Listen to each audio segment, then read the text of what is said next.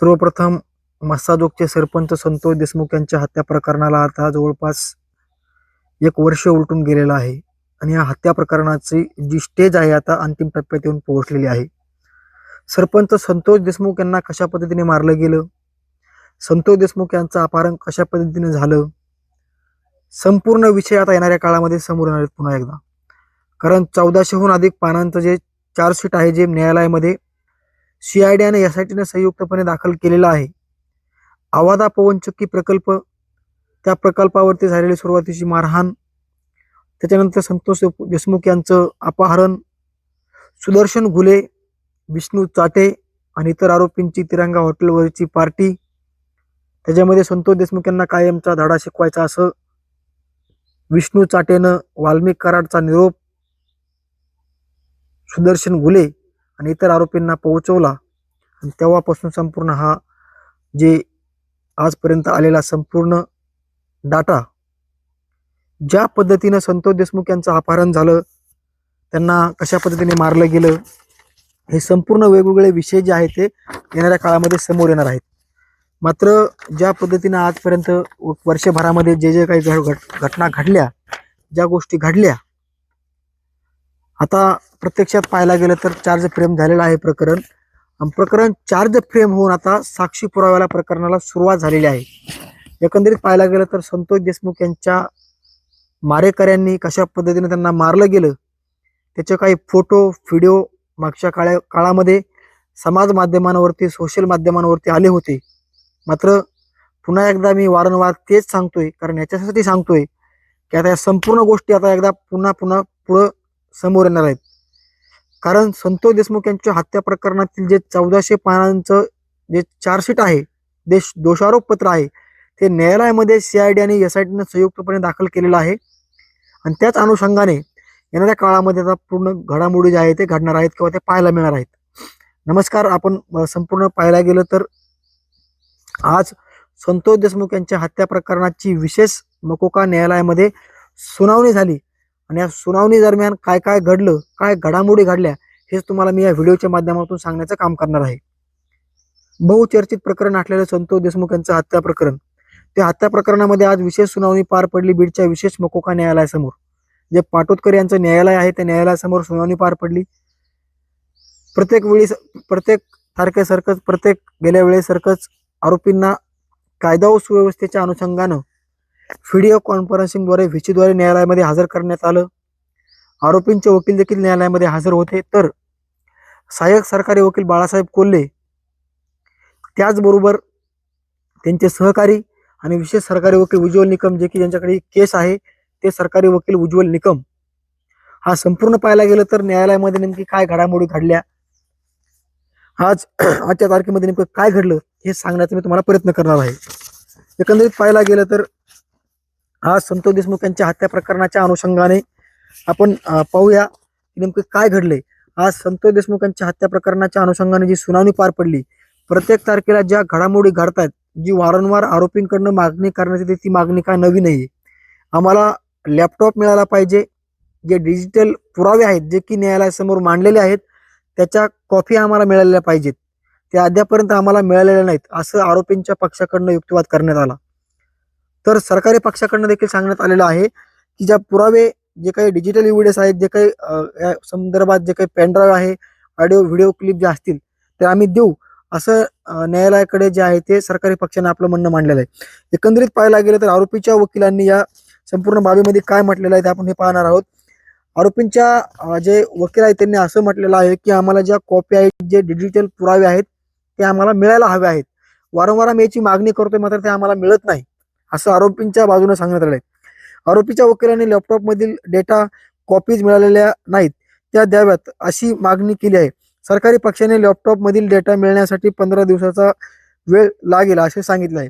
मी जे सुरुवातीपासून जे माझ्याकडे जे काही नोट मी लिहून घेतलेलं आहे ते नोट आहे त्यामध्ये, आणि या ज्या पद्धतीने या नोटमध्ये देखील जे काही मुद्दे आज न्यायालयामध्ये घडलेले आहेत, जे गोष्टी घडामोडी आज न्यायालयामध्ये घडलेल्या आहेत, बचाव पक्षाकडनं कशा पद्धतीने युक्तिवाद केला गेला, त्याचबरोबर सरकारी पक्षाकडनं कसा युक्तिवाद केला गेला, या संपूर्ण बाबी याच्यामध्ये मांडलेल्या आहेत. मात्र एकंदरीत पाहायला गेलं तर संतोष देशमुख हत्या प्रकरणाच्या अनुषंगानं ज्या दिवशी प्रकरण चार्ज फ्रेम व्हायचं होतं, आरोपी वाल्मिक कराडने डिस्चार्ज ऍप्लिकेशन न्यायालयामध्ये दाखल केलं होतं. म्हणजे दोषमुक्तीचा अर्ज न्यायालयामध्ये आरोपी वाल्मिक कराड आणि इतर आरोपींनी न्यायालयामध्ये दाखल केला होता. तेव्हापासून आरोपींच्या वकिलांचं बचावासाठी एकच म्हणणं आहे की आम्हाला डेटा पाहिजे, डिजिटल पुरावे पाहिजेत, लॅपटॉप पाहिजे, लॅपटॉप मधील डाटा पाहिजे. तो डाटा नेमकी ऑडिओ व्हिडिओ क्लिप नेमकी आमच्याच पक्षकाराच्या आहेत का ते आम्हाला पाहिजे आहेत आणि तिथून पुढे प्रकरण चार्ज फ्रेम करण्यात यावं अशी मागणी आरोपींच्या वकिलांकडनं होती. मात्र सरकारी पक्षाचं म्हणणं असं आहे की जे डिजिटल पुरावे आहेत, जे डिजिटल एव्हिडन्स आहेत ते आम्ही फॉरेन्सिक लॅबला पाठवलेले आहेत, ते आले की तुम्हाला आम्ही देऊन टाकू, असं सरकारी पक्षाचं म्हणणं आहे. मात्र गेल्या 3 तारखांपासून लॅपटॉप डेटा कॉपीज दिल्या जात नसल्याने वारंवार तोच मुद्दा पुन्हा उपस्थित होत आहे. म्हणजे जे डिजिटल एव्हिडन्स, जे डिजिटल पुरावे आहेत, जे डिजिटल एव्हिडन्स आहेत, जे काही गोष्टी आहेत, घडामोडी आहेत त्याला घडलेल्या, जे की मग वाल्मिक कराडने कशा पद्धतीने कॉल केला, जे की आवाजा पवनचक्की प्रकल्पाचे सुनील केंदू शिंदे आणि जी शिवाजी थोपटे या 2 प्रोजेक्ट मॅनेजरांना आवाजा पवनचक्कीचे हे मॅनेजर आहेत, त्यांना जे की वाल्मिक कराडनं विष्णू चाटेच्या मोबाईलवरनं फोन केला, त्याचे देखील डिजिटल पुरावे आहेत, ते देखील हे संपूर्ण या दोषारोप पत्रामध्ये आलेलं आहे. एकंदरीत पाहायला गेलं तर दुसरीकडे पाहायला गेलं तर आपण जो विष्णू चाटे आहे, जो आरोपी विष्णू चाटे हा सुरुवातीला बीडच्या कारागृहामध्ये होता. मात्र त्याला बीडच्या कारागृहामध्ये असं काय वाटलं की त्याने थेट लातूरच्या कारागृहामध्ये मला पाठवावं असा विनंती अर्ज सुरुवातीला केला होता. मात्र गेल्या 2 ते 3 तारखापासून विष्णू चाटेचं म्हणणं आहे की मला लातूरच्या जिल्हा कारागृहाऐवजी मला बीडच्या जिल्हा कारागृहामध्ये ठेवावे, जेणेकरून वाल्मिक कराड, सुदर्शन घुले, जे की महेश केदार, प्रतीक घुले, जयराम चाटे, जे काही इतर काही आरोपी आहेत ते बीडच्या जिल्हा कारागृहामध्ये आहेत वाल्मिक कराड सहित. आणि आता विष्णू चाटेला देखील जिल्हा कारागृहामध्ये जे की बीडच्या यावं वाटतंय.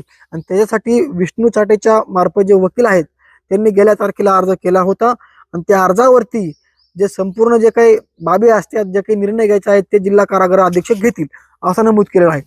मात्र जे सरकारी पक्षाचा सी असतो, जे म्हणणे असते त्यांनी ते न्यायालयासमोर मांडलेलं आहे.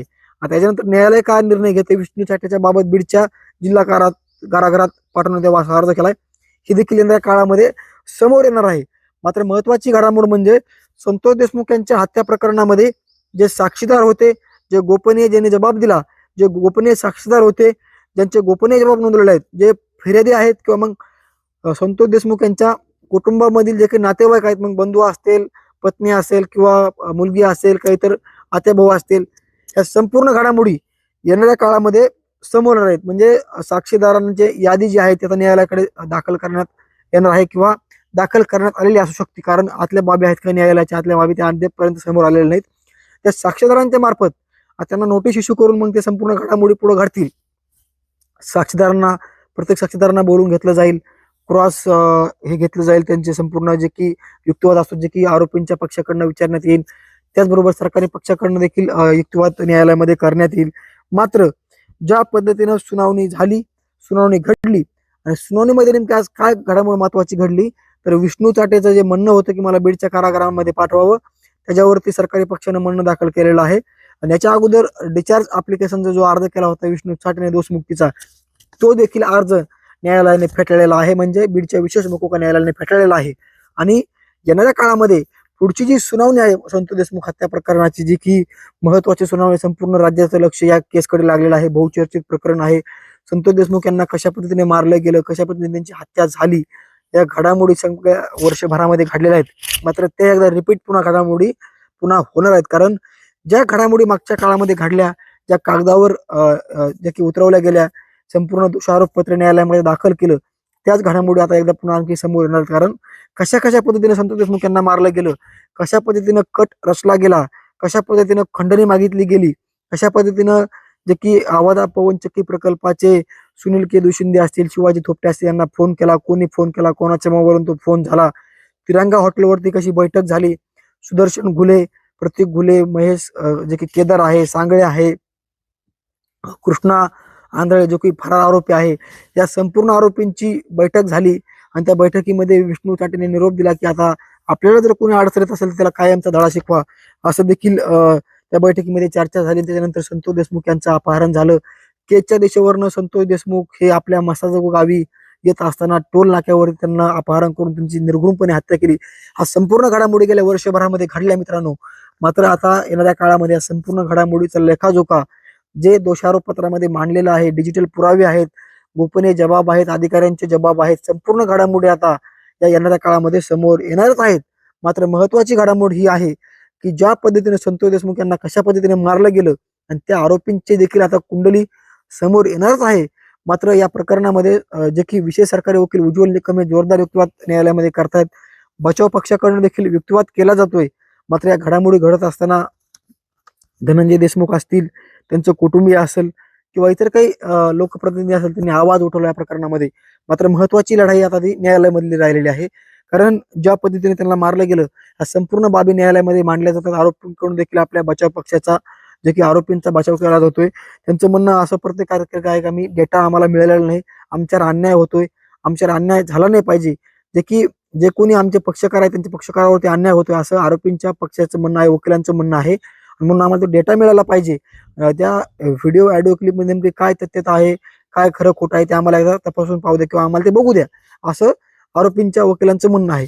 मात्र येणाऱ्या 15 दिवसामध्ये डेटा देऊ किंवा जे काही डिजिटल पुराव्यामधला जे काही डाटा आहे तो आम्ही त्यांना सुपूर्द करू असं न्यायालयासमोर सरकारी पक्षाने सांगितलेलं आहे. आणि आज जे आहे ते आज संपूर्ण तारीख पार पडली, आज सुनावणी झाली आणि पुढची जी सुनावणी आहे जे की आपण बघू शकतो या प्रकरणामध्ये जी 7 फेब्रुवारीला पुढील सुनावणी होणार, म्हणजे संतोष देशमुख हत्या प्रकरणाची सुनावणी आता पुढील ही 7 तारखेला होणार आहे. म्हणजे प्रत्येक 15 दिवसाचा डिफरन्स ठेवून 14 दिवसाचा डिफरन्स ठेवून ही तारीख पडत आहे.